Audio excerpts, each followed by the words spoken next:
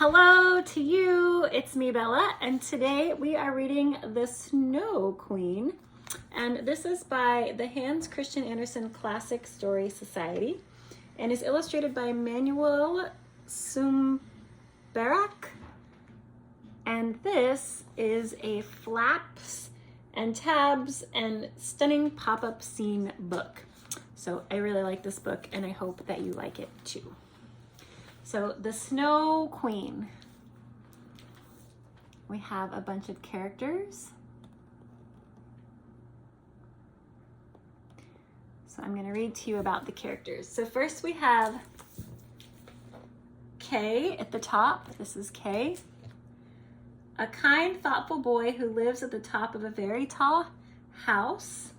And then Gerda is sorry, it's hard to hold. This book is a little heavy. Kay's very best friend in the whole world. And then we have the Sprite. And the Sprite is a mean and nasty creature who loves nothing better than to cause mischief. Get that mischievous Sprite. And then we have the Raven, a bird with a dark body, dark beady eyes, and a good heart. So the Raven. And then the Prince and Princess, a royal couple who live in a wonderful grand castle. And then the Bay, the most dependable, loving creature that ever was. See the Bay? This one. And then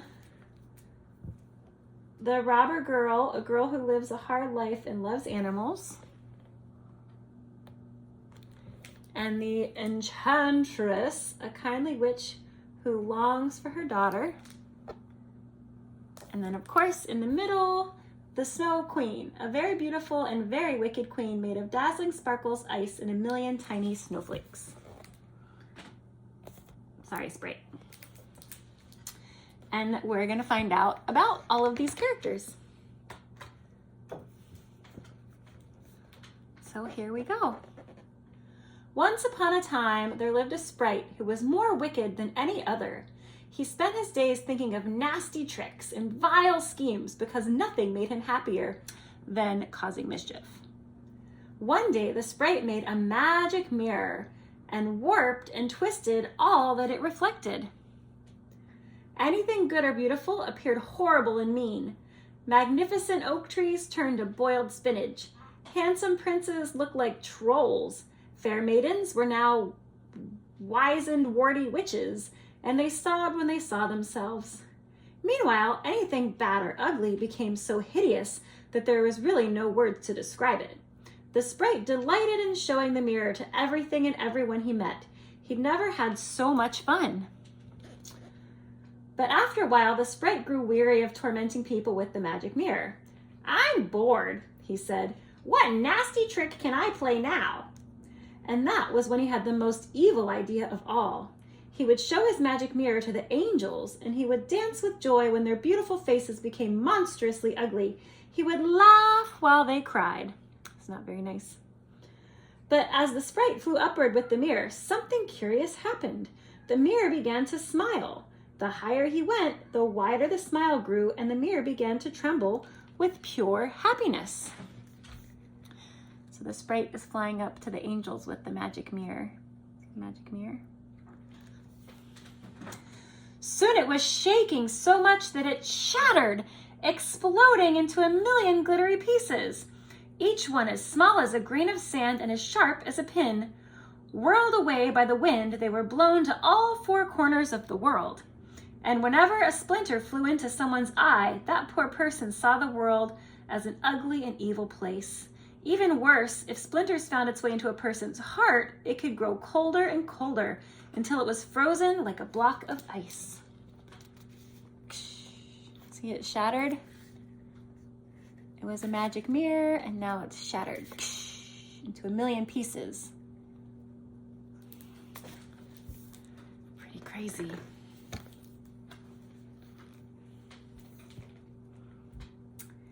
In a land far away from the wicked sprite, there stood a walled town so beautiful that all who visited never wanted to leave.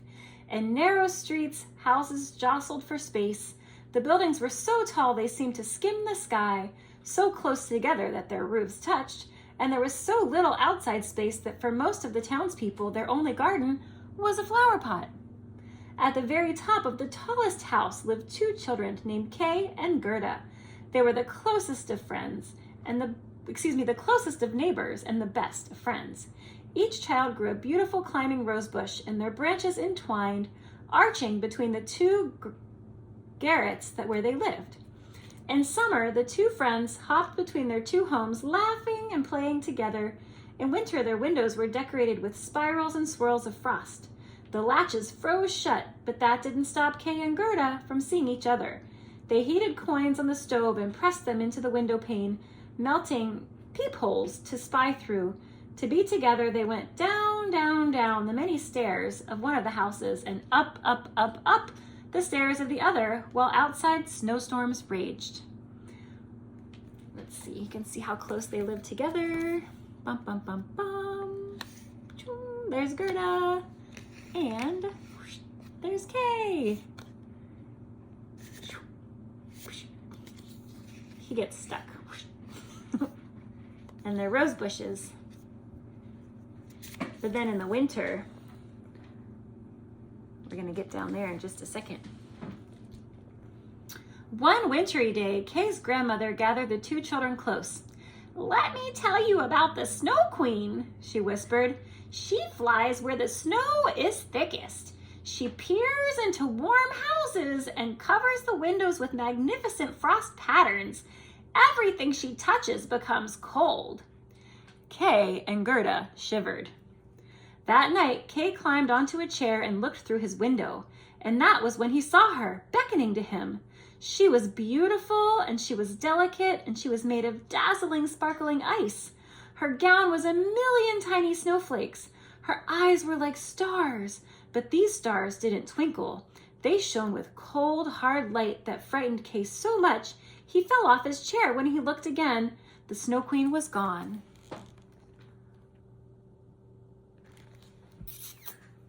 What do you think?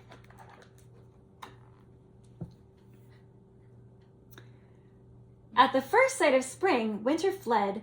Green leaves sprouted, swallows built their nests, and sunbeams slanted down into the uppermost rooms of the town houses. Kay and Gerda flung open their windows, climbing outside to play once more. "Goodbye, winter!" Kay shouted, yet as he waved, he thought longingly of the beautiful Snow Queen, who by now seemed little more than a dream. Goodbye, winter! It was the best summer. Kay and Gerda spent hours together on the rooftops, laughing and singing and telling their rose bushes that this year the ruby red flowers were beautiful itself. It was as if they would never stop blooming. One perfect day, the children were reading Kay's favorite storybook. Birds and beasts roamed over every page. Then, as the clock in the church tower struck 5, he gasped. "Ow!" said Kay. He felt such a pinch. "I feel such a pinch in my heart." Uh-oh, what do you think happened? And then something cold and sharp flew into his eye. "Now I have grit in my eye too," he said, blindly winking. But it wasn't grit in Kay's eye. It was a splinter of glass from the sprite's magic mirror. And as the pain in his heart was there, another splinter had pierced him. "Dearest Kay," said Gerda, and comforted him with a hug. Meanwhile, an icy numbness was creeping through Kay's body, and soon he felt no pain. "I think the grit has gone now," he said, but he was wrong. The splinter was still stuck in his eye, and the splinter in his heart had already turned it to ice. He pushed Gerda away roughly, and she began to sob. "Why are you crying for?" he said. "Is it because you're so ugly?" Gerda cried harder. So rude. Kay had now become crueler and colder than 100 winters. He seized the storybook from Gerda and tore the pages into 1,000 pieces, shouting with laughter as they blew away on the wind. Then he pulled up the roses that she loved and stamped on them until the petals whirled all around. Poor Gerda felt as if he were stamping on her heart.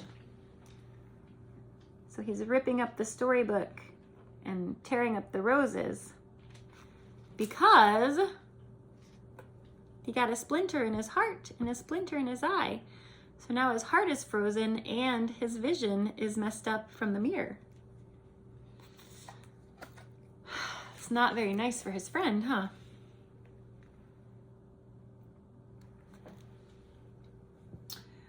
Where once he had been warm and loving, now Kay was as cold as ice. As winter approached, he became mesmerized by the snowflakes that started to fall. Each one was as perfect and magnificent and as a magnificent flower or beautiful star. Now the bigger boys used to tie a sled to the back of the farmer's wagon in order to get a good ride without any effort. "I'm going sledding with the other boys," Kay told Gerda, ignoring her sad face.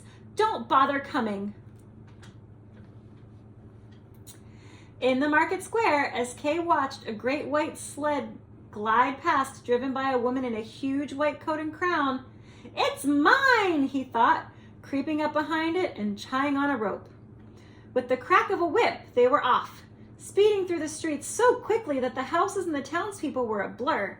They raced toward the city gates, the snowflakes growing ever bigger until they were like great white hares running alongside. So like bunnies? It was the Snow Queen! He tied himself to the Snow Queen's sleigh.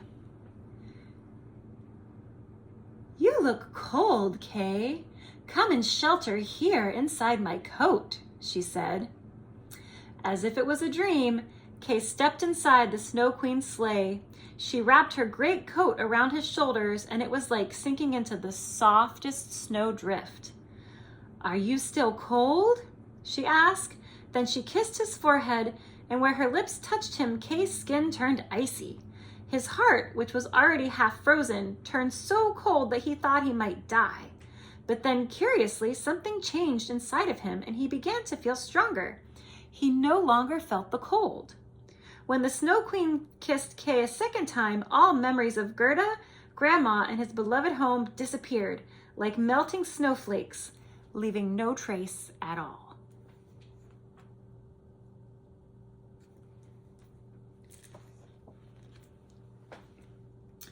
The townspeople spoke of Kay's mysterious disappearance with quiet sadness. Some believed that he had been taken by wolves, others that he had fallen through the river's ice, but no one knew for sure. Only Gerda believed that Kay still lived. When spring came, she kissed her mother goodbye, picked up her best red shoes, and went down to the riverbank to find him. "Is it true that you've taken my best friend?" she asked the gently flowing water. The river did not reply, so Gerda, who was a determined young girl, tried again. "I will give you my red shoes as a present if you will return Kay to me," she said.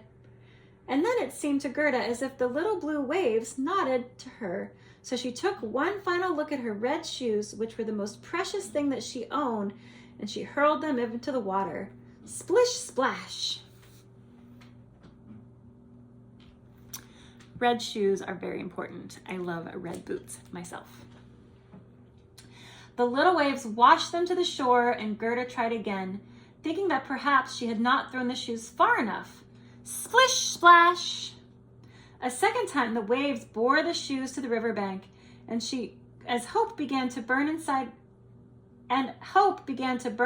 Gerda. Was the river telling her that Kay had not drowned here? Spying a boat at the water's edge, she climbed in and pushed it away from the bank. When she reached the middle of the river, she threw in the red shoes one final time. Kersplosh! Yet now the boat was drifting quickly downstream, and Gerda was frightened.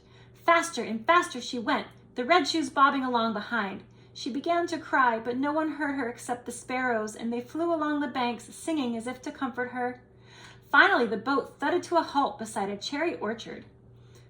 There stood a pretty thatched cottage with red and blue windows almost hidden by pale blossoms. Smiling with relief, Gerda wondered if Kay had come this way. She climbed out of the boat and set off to find him. Splish, splosh. throwing in the shoes, splish, splosh. And see how they made some of the words more decorative. It's a very pretty book. Slowly, Gerda pushed open the garden gate. "Is anyone there?" she called. And at once an old woman appeared, leaning on a crooked stick. She wore an elaborate hat that was decorated with the most amazing flowers. "Hello, dear," she said. "Do come inside and tell me all about yourself." So Gerda told the old woman about her home and Kay and the roses they grew together, and that Kay had vanished, and how she wouldn't stop until she found him. "Have you seen him?" she asked. "I have not," said the old woman, "but he will doubtless come this way, and while you are waiting for him, you may enjoy cherries from the garden. Help tend my flowers and live with me." But while Gerda ate the wonderful cherries, the old woman began to brush her hair with a hairbrush that glittered and sparkled and made her forget all about Kay. For the old woman was actually an enchantress, and while she was not evil, she had often longed for a dear little girl like Gerda to live with her. That night the enchantress cast a spell on all the roses in her garden, which sank down into the soil at once. "Now there is nothing to remind her of Kay," she whispered, "so she will stay with me forever."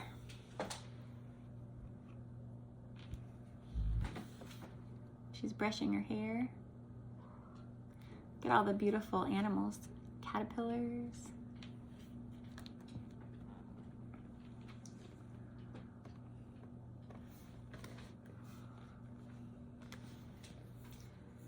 The summer went by, filled with sunshine and sweet-smelling flowers, yet Gerda felt sad, and she did not know why. Then one day she spotted the one rose that the enchantress had forgotten to hide, which was woven into her hat.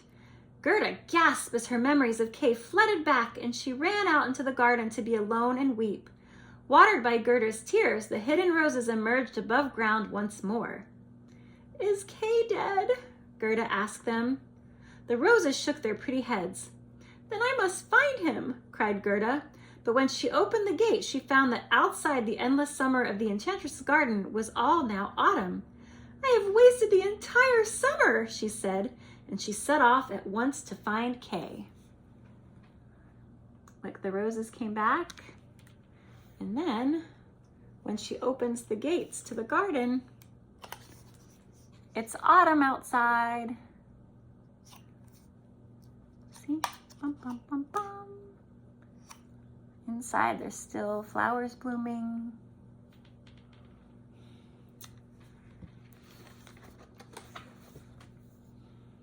While Gerda was walking, she noticed dark, beady eyes watching her from a tree and saw that they belonged to a raven, the color of midnight. See the raven?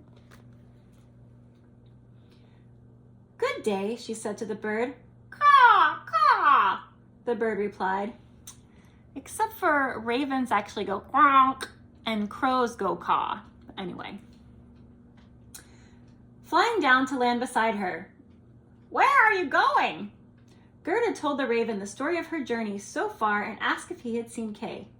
"I might," said the raven, "but I'm afraid he's forgotten you and fallen in love with a princess." Gerda hugged and kissed the bird with delight. She was not even the tiniest bit jealous and cared only that Kay was safe and well, so she asked the raven to tell her more. "In this kingdom, there lives a princess who is amazingly smart," said the raven. "She longed to marry, but she did not want an ordinary type of husband, one who would be charming and handsome and say only what he thought she wanted to hear. The princess wanted a husband who was as wise as an owl and as clever as a cat. She wanted a man who knew how to answer for himself."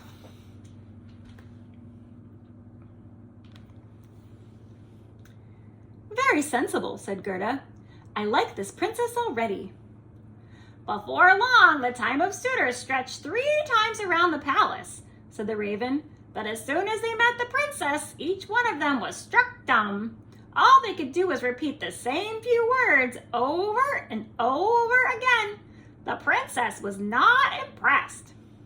The next day, a boy with neither horse nor fine clothing marched boldly up to the palace, the raven continued. His eyes sparkled like diamonds, but his clothes were shabby and his shoes were creaked. That's Kay, cried Gerda. The raven nodded. When he spoke, the princess fell under his spell, but he wanted to hear what she had to say, which made her love him all the more. Oh, please take me to that place to find Kay, begged Gerda. It would be my pleasure, cawed the raven. And we have a rock here that looks like, oh, there's a scarf underneath, and here there's a fox. And it looks like the fox has a little friend. Can you see?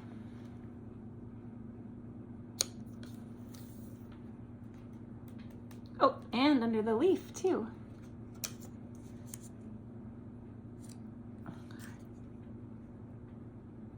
It's a rose, I think. You see it?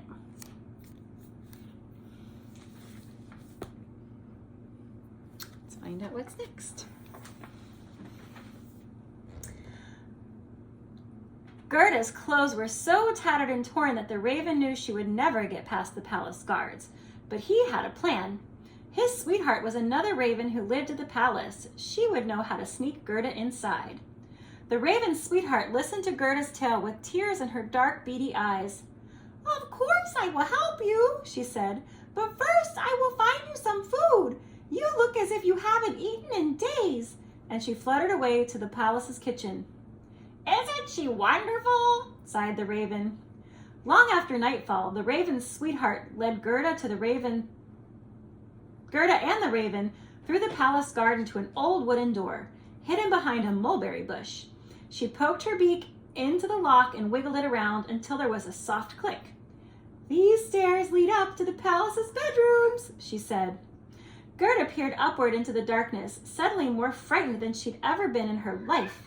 She climbed the stairs slowly and at the top saw a room that made her gasp with delight. Its glass ceilings was shaped like the leaves of a palm tree. 2 lily-shaped beds hung from a thick golden stem in the center of the room.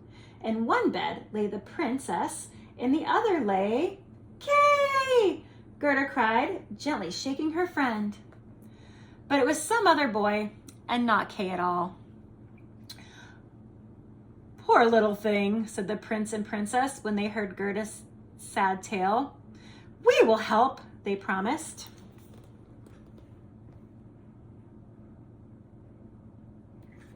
So the boy in shabby clothes was not actually Kay. The royal couple were as good as their word. The very next day, they dressed Gerda in silk and velvet and gave her a carriage of pure gold. It was lined with sugar plums, and beneath the seats were fruit and gingerbread. Gerda could hardly believe such kindness. She longed to stay, but she had to continue her quest. So waving goodbye to the prince and princess, and with her friends the ravens flying alongside the carriage for the first few miles, she went onward, her carriage shining like a sunbeam.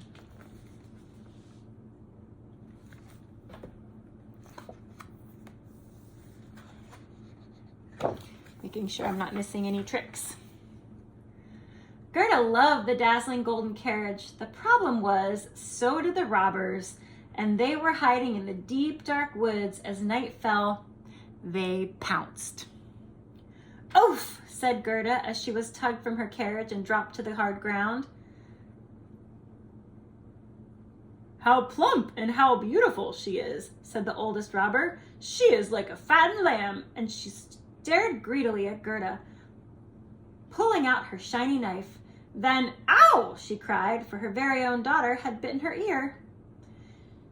She shall play with me, said the little robber maiden, who dearly wanted a friend. Pulling Gerda back inside the carriage, they rode away over tree stumps and through streams deeper into the dark woods. At last they arrived in the courtyard of the robbers' castle. The robbers had a castle. It was old and tumbled down, with cracked zigzags from tower to dungeon. Magpies and rooks squawked. Bulldogs growled.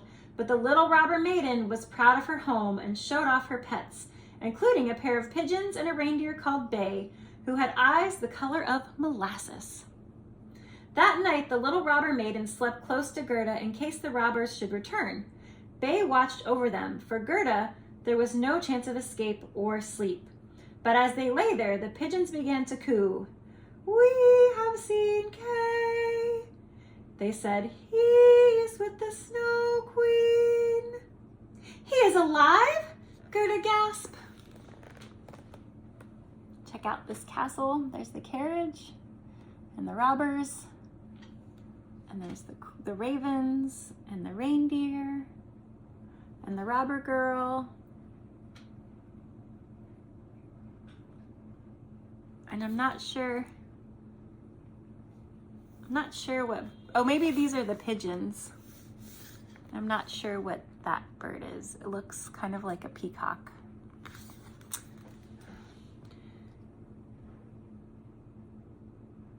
"They came past here and were headed north to Lapland," added Bay. "The Snow Queen's palace is there." Gerda's eyes widened. "Do you know the way?" she asked. "Of course," said Bay. "I was born there."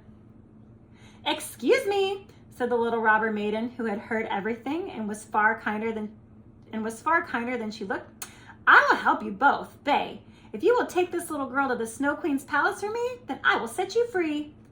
The reindeer bounded for joy. Gerda was so happy that she twirled. Once again, she was on her way. And then look, there's some stuff that happens here. There's a fox.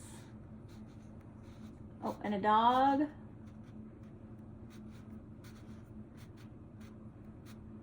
Some more fox. And a dog. She mentioned a bulldog. That's a basset hound. And a fox. What's this one? Is that another dog? A lot of critters. Sleeping fox.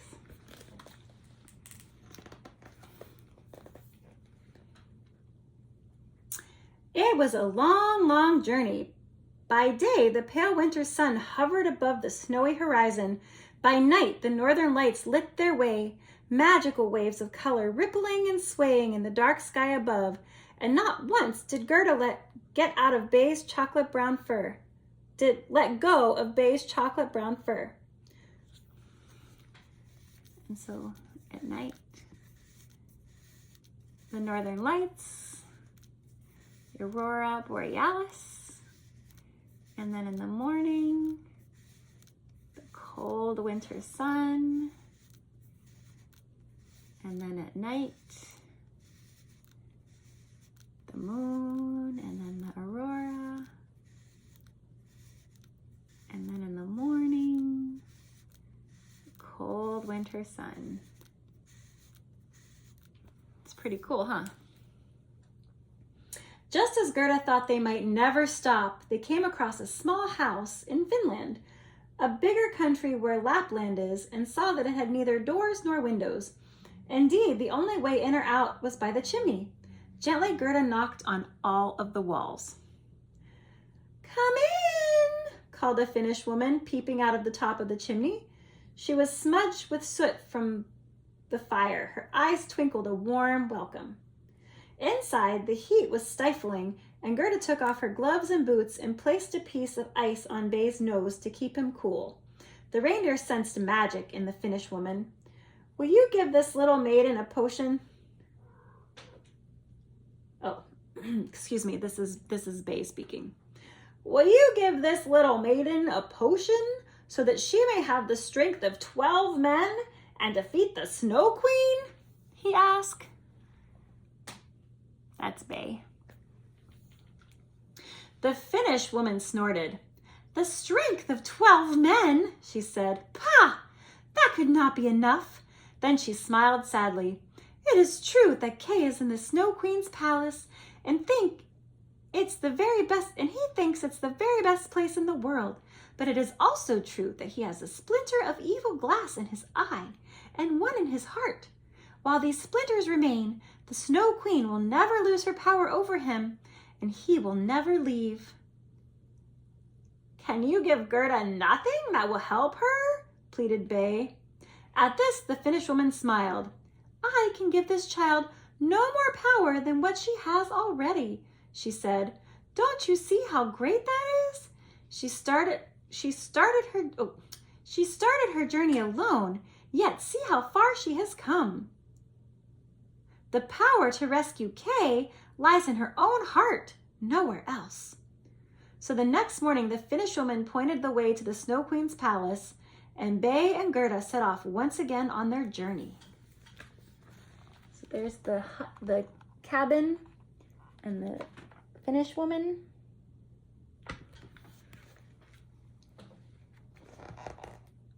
No doors and no windows. Dun dun dun dun. Dun dun dun dun. Kay's new home was built from neither brick nor stone nor tile nor glass. Instead, its walls were of driven snow, its windows and doors of shining ice. And inside there were 100 glittering and glistening halls, each one empty and magnificent, and each one colder than the last. All were lit by the northern lights, which swooped and soared overhead like rainbows gone wild. The Snow Queen sat in the grandest hall of all, on a throne of icicles and frost. Before her was a vast frozen lake that was cracked like a broken mirror into 1,000 pieces. I'm going to give you a challenge. Oh, wrong voice. I'm going to give you a challenge, she told Kay. If you can spell out the word eternity using only pieces of ice, then I will give you the whole world as a gift. And she smiled thinly, a wintry smile. Kay was blue with cold, yet he felt nothing. The Snow Queen had kissed away all feeling from his body. He looked at the shattered lake and thought how every piece of ice looked just like the next. Over and over he tried to solve the ice puzzle, but even though he could make birds and beasts and flowers and sleighs, he could not spell the word eternity. And every day that he tried and failed, Kay grew colder and colder. I'm now going to warm lands, said the Snow Queen one day, climbing into her magnificent white sleigh. It is time for winter to visit them. And in less time than it takes for a snowflake to fall, she was gone. But by now, Kay was so cold, he didn't even see her leave.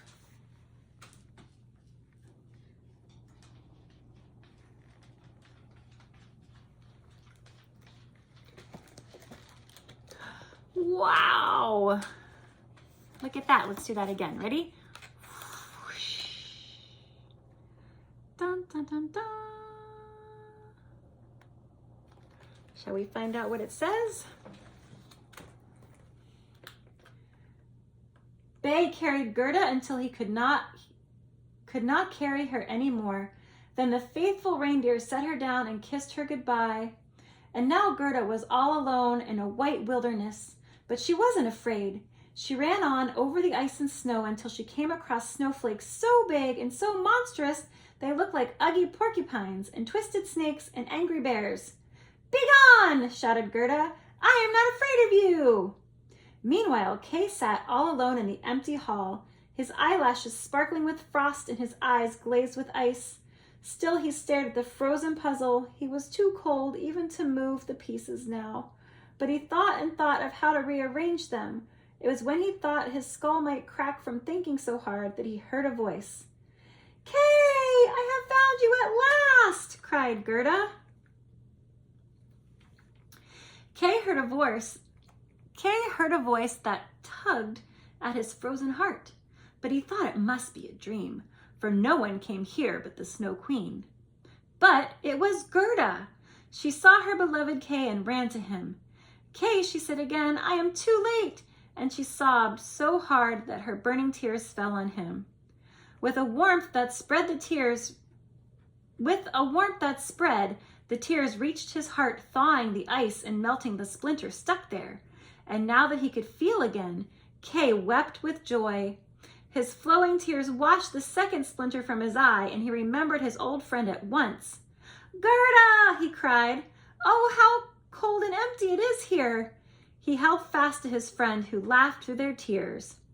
As for the pieces of ice, they were so delighted to see such happiness that they jumped and danced and somersaulted, and when they rested at last, they fell into a place spelling the word that the Snow Queen had told Kay to make. Eternity! "Let's go home," said Kay. So Gerda and Kay left the Snow Queen's palace and headed south, their faces wreathed with smiles. It would be a long journey, but they both knew that one day they would reach the walled town and their families in the high, high roofs where the roses grew.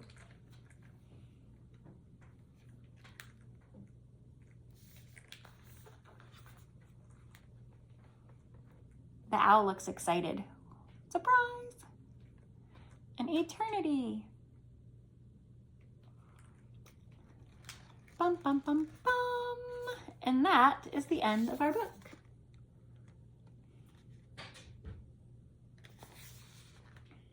So thank you for reading The Snow Queen with me, and I hope that you have a wonderful rest of your day or a really good sleep, and I look forward to reading with you again soon. Bye for now.